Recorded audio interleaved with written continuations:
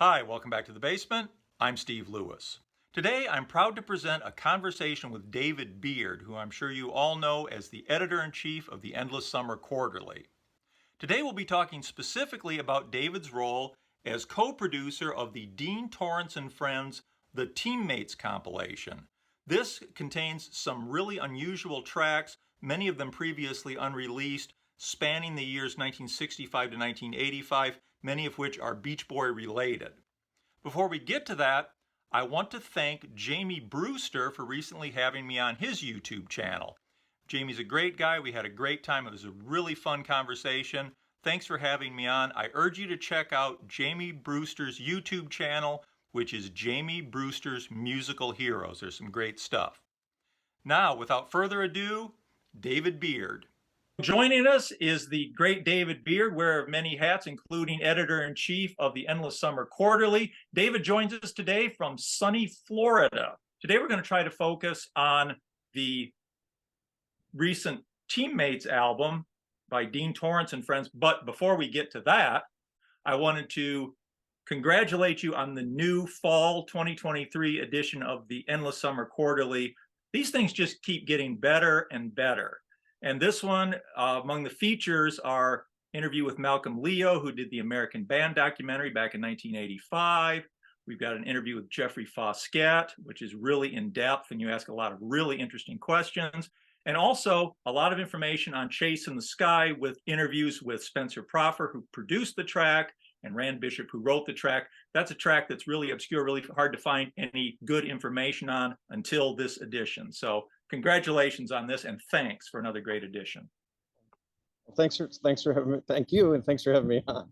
This, I believe, came out August of 2022. That's what I found. It was October, but yeah, it was last fall. Yeah, it was last fall. Anyway, it's been a while. We're finally getting a chance to talk about it. I've been really curious about a number of the tracks on this. You were compilation producer along with Dean Torrence and Brad Rosenberger. Yes. Yeah. I know you sort of came to the Beach Boys through Jan and Dean, right?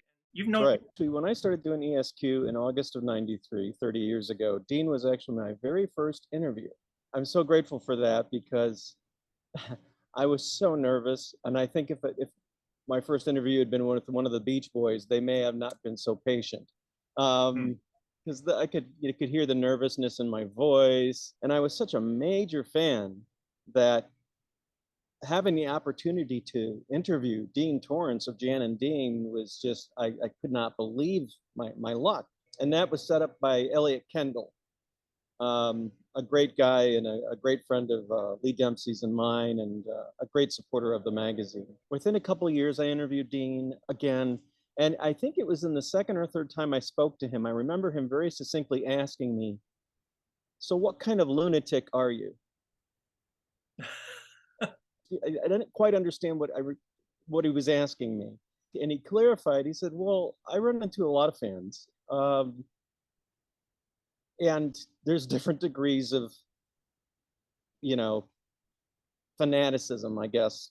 So after talking to me a few times, he was understanding that I really took the time to know what I was talking about, and that my interest wasn't solely kind of a surface interest, like I'm a collector only and I need access to you. It wasn't that type of thing. It was, I am a collector, I love your work, and I'm going to take the time to learn about your work, to talk to you about it, and then I'm going to ask you about the things that I don't understand. I think he ended up calling me a safe lunatic. He said, "Oh, you're a safe lunatic." I said, "Yeah, I guess so." But so from that, he had a better understanding of who I was and the type of person I was and what I represented, because he started getting the magazine, because he was the very first interview I did. He started getting ESQ complimentary from that point onward. So he saw the magazine improve with each edition. He saw what type of content we were putting into it. He saw the work that went into it. And he comes from the graphic design world. Well, and then he slowly started to mentor him. And by that, I mean, he might comment about one of the editions of ESQ and say, "Hey, I like what you did here. Next time you might try this," from a design aesthetic. Oh, cool. He's a very attentive guy. He pays attention to everything. If you're asking for his autograph or a picture with him, he's very attentive in that way, and he's great with the fans, but he's also very attentive to your actions. He's very attentive to your intention. So he's well aware of of what you're up to. Oh, that's interesting. And as I imagine all those guys must be on some level because of everybody always wanting something from them. Sure. So and then in 2000, early 2007, January of 2007, it had been some time since he and I had spoke. I called him. I was in the middle of my first marriage divorce, and he said, "Where you been?" Because I hadn't called him at all. And then I told him what was going on in my life, and he then started sharing private things that had happened in his life, Oh, wow. his in his marriage. Wow. He didn't get divorced, but he told me some Yeah. difficulties and bumps in the road. Yeah. And then right before we hung up, he said to me, "I'm honored that you chose to share this with me." Wow. And I realized when I hung up the phone after he said that, that it occurred to me only then that he was my buddy. That Yeah. it was more than just fan to rock legend status. Because I've never, and I tell everyone this, when I've met the Beach Boys or Dean or any of those characters, I never think I'm doing this and I'm going to become their friend. Hmm. That to me, that's kind of a fool's errand. Right. I always just, I was just always felt privileged and honored that I had the opportunities. So when it just when that when I was going through a rather difficult time in my life, he really made an impression on me, a supportive impression, um, that really to this day uh, just was it was a really meaningful conversation, and I it was almost like he was mentoring me emotionally, where he had helped me graphically. He was now Right. he Right. was now Yeah. trying to find a way to help me in another way. So Yeah. I thought that was really special, and it still remains got a special place in my heart because he did that, and but that's the type of guy he is, and Wow. That's great. I know that you had worked with Dean subsequently on some projects along with Brad Rosenberger from Omnivore Records. There was the Fillet of Soul Redux release by Jan and Dean. And also, I know you worked with Omnivore Records and Brad Rosenberger on the California Music Presents Add Some Music CD. How did the Teammates album come about? Brad's a super nice guy. Everyone at Omnivore is super. Brad's one of those guys that you can talk to him, and if he's excited as a fan, you can feel it. Hmm. And he really liked the idea of Dean going into his storage and looking through what he had to see if we couldn't find something that maybe the fans hadn't heard before. The idea started as I really wanted to see all the Mike and Dean recordings pulled together because they came out on Rock and Roll City. Then the second iteration was Listen to the Air. Then there was a Rock and Roll Christmas and all these scattered recordings. So that's how the idea started. Dean went to his storage and came back. What happened was we didn't have as much of the Mike and Dean material that we thought we might. So we said, Dean, can you dig a little deeper? Can you move more stuff? Because I don't know what his storage looks like. I don't know what you need Yeah. to do, but can you go back? So we really wanted to work mostly from what Dean found or brought to us from his storage and his vaults. And Dean, from the very beginning, the reason he had the Teammates is because he's worked with so many different people through the years. That kind of became the theme. Dean came up with the title. So he's a Yeah. producer, he's a singer, he's a designer. It's all his different hats that he wore through his career. With 23 such widely varied tracks on this collection, we won't be able to go in depth into everything here. I would love it if we could go over a few of the highlights. I'm guessing about half of this is previously unreleased, more or less. Yeah. It starts with a little snippet of Buy This Album by the legendary Masked Surfers as a promotional thing, taking the Harry Nilsson song and kind of messing with it. Yeah. Do you know what that was recorded specifically for? What they intended to use it for? That came out in a finished form at the tail end of 1985's Silver Anniversary album. Oh. And when I heard there was multiple takes, a different vibe that were kind of different than the finished version that ended up on the Silver Anniversary album, I went, oh, I like these. I really like these. How do we include them so that it's a part of the whole experience? We wanted to keep the collection chronological, but can we begin the album with this version? I wanted to kind of create that thing that created a bookend. And that's what I really liked about this collection too. In the case of some of these, in one case, Loxley Hall, he's kind of a co-owner of the label Hog Fat. In another case of another group, Our Gang, it's where he's producing. Now, just for clarity, that Our Gang is completely unrelated to the slightly later Spanky and Our Gang. This is a group of Dean's friends. Yep. I learned from your interview with Dean in the liner notes that session man and producer Joe Osborne and Joe's Garage figure really prominently in a lot of the early recordings here. Dean points out that Joe's Garage was the hangout for a lot of session guys. He specifically mentions Mickey Jones, Larry Netchell, James Burton, and Leon Russell. Yeah. Let's go through some of the other early highlights. We had the Laughing Gravy, Snowflakes on Laughing Gravy, Whiskers. It's a collectible single. And then we found that we had a session of the Laughing Gravy, Vegetables, because of the type of song that Vegetables is. I like the little kids giggling at the end. I said, let's leave as much as we can in so these recordings are different, because that's what collectors want anyway. So the more that we found recordings that were session recordings that we could add, all the better. And in the case of Louisiana Man, for example, that was a session I had. So I listened to a lot of the sessions and found a nice little snippet where it was clear who Dean was, and it was clear who Joe Osborne was. If you know how he sounds, but you can hear a few of the guys, whether it's Mickey Jones or Leon Russell, whoever it is, and it's clear listening to it, if you listen carefully, that Dean has extended the middle finger. Again, I wanted to let them hear a little bit of that studio chatter, because hardcore fans of any group really like to listen to the making, how the sausage is made. But then it was also cool to get the Bruce and Terry material.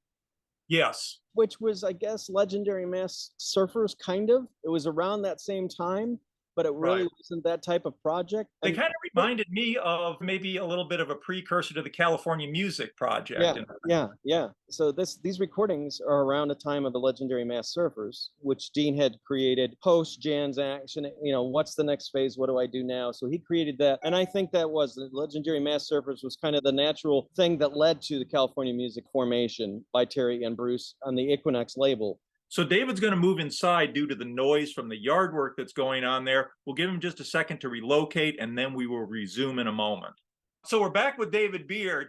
Do you know, are there other Bruce, Terry, Dean recordings out there that we might get on a volume 2?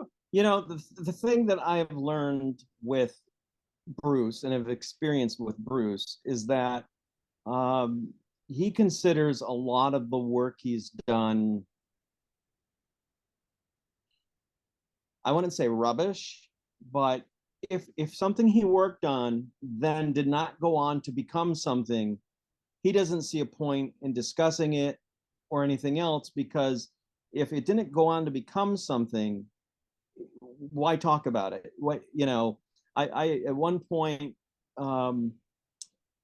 asked him about when he left the Beach Boys, what he got into next. Was he searching for to become a solo act? And his response to that was, man, it sounds like you're getting desperate for content.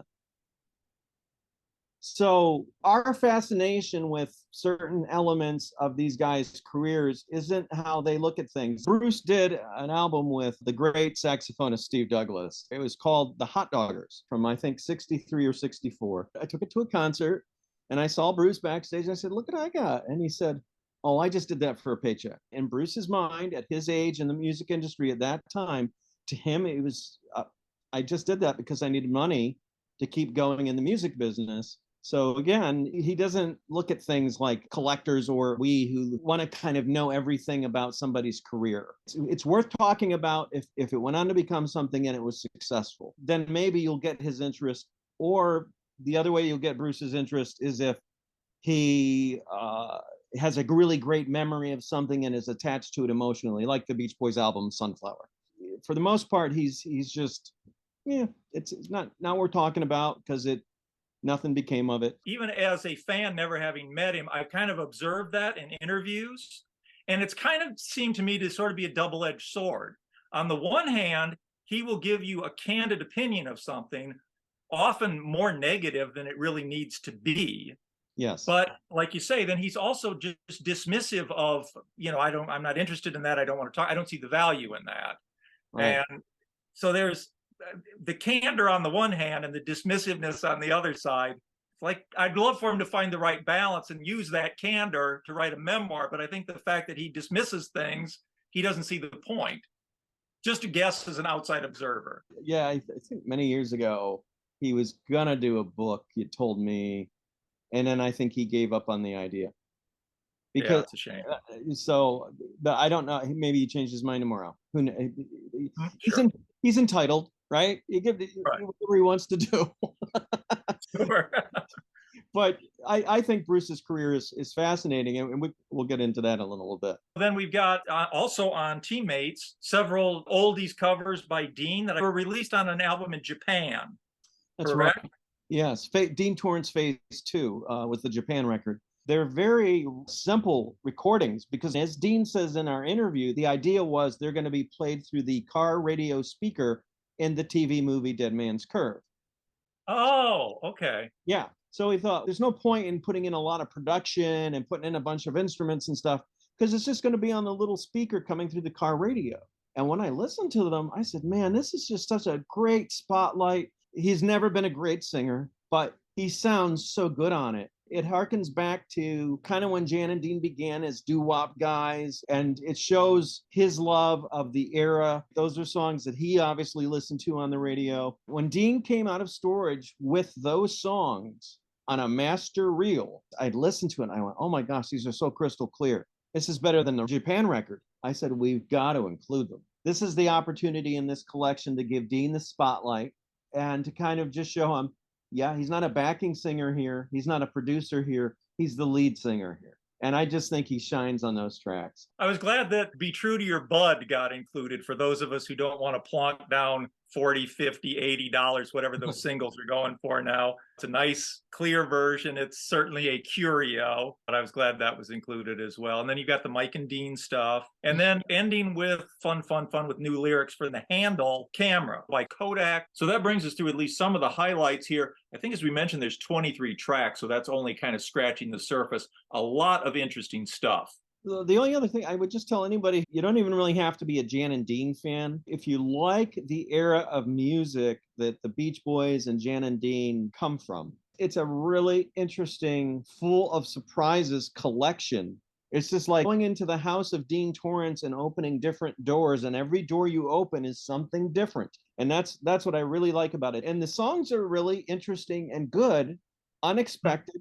And again, as you pointed out, never released before. I agree. There are lots of cool surprises here, and you really do get the feeling that you're getting a chance to sort of ram around in Dean's closet or go through his vaults and find some really interesting surprises. I hope there'll be a volume 2 one of these days. I hope you'll work on dig a little deeper and find some more cool stuff. So thanks very much, David, for being here. I really appreciate it. I hope you join us again sometime. Meanwhile, continued success with the Endless Summer Quarterly and with all your varied and very interesting projects. Sure, thank you. So that'll do it for this time. I'd like to thank David once again for his time in discussing this album with me. If you have the Teammates album, I would love to hear your feedback on it, sort of a general overview, maybe which tracks you thought were highlights. If you'd leave that in the comments section, I'd be really interested. As always, I look forward to reading your comments. Please hit like if you don't mind, subscribe if you haven't. Have a great week. We'll see you next time. Thanks for watching. Bye.